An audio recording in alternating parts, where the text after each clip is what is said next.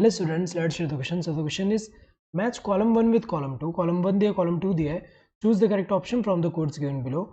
Codes के according बताने कौन सा ऑप्शन में करेक्ट मैच दिया हुआ है. तो अगर हम देखें यहाँ पे स्पीशीज एरिया रिलेशनशिप की अगर हम बात करें, किसने दिया है?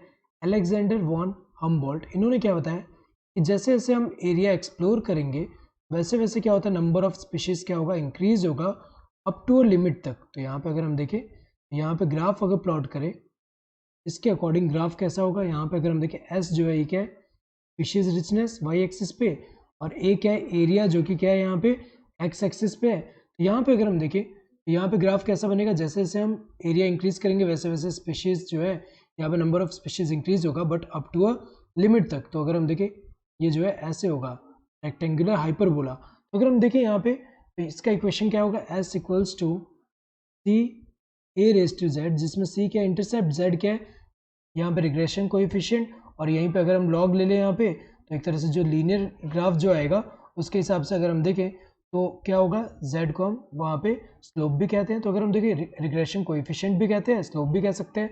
तो ये जो है ए का क्या होगा, फर्स्ट रिवेट पॉपर हाइपोथेसिस की अगर हम बात करें तो रिवेट पॉपर हाइपोथेसिस किसने दिया है, पॉल एडलिक ने दिया है.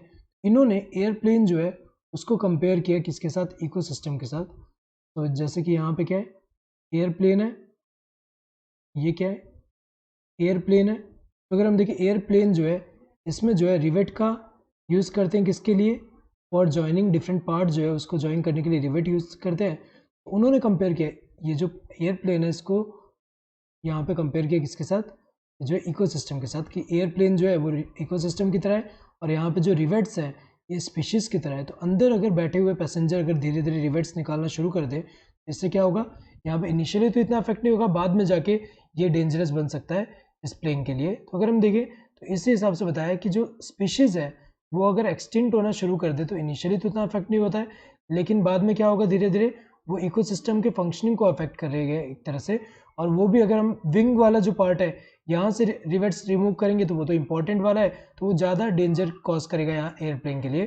तो वो वाले रिवेट्स कौन से होंगे, जो की स्पीशीज़ है जो कि मेजर फंक्शन ड्राइव करते हैं इकोसिस्टम में. इन्होंने इससे कंपेयर किया.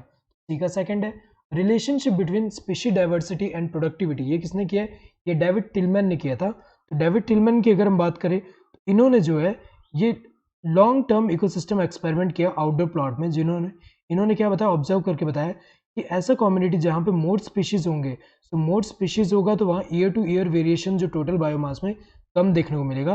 और इसके अलावा इन्होंने बताया कि अगर डाइवर्सिटी इंक्रीज होगा तो वो कंट्रीब्यूट करेगा हायर प्रोडक्टिविटी. यहाँ पे स्पीशीज डाइवर्सिटी अगर ज़्यादा होगा तो प्रोडक्टिविटी ज़्यादा होगा, ये रिलेशनशिप इन्होंने बताया.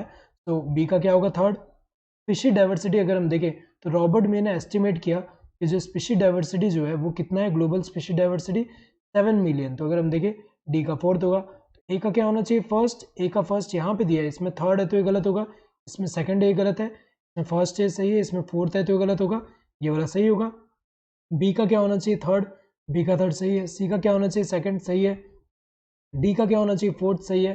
Correct answer would be this third one. Hope you understood the question. Thank you and all the best.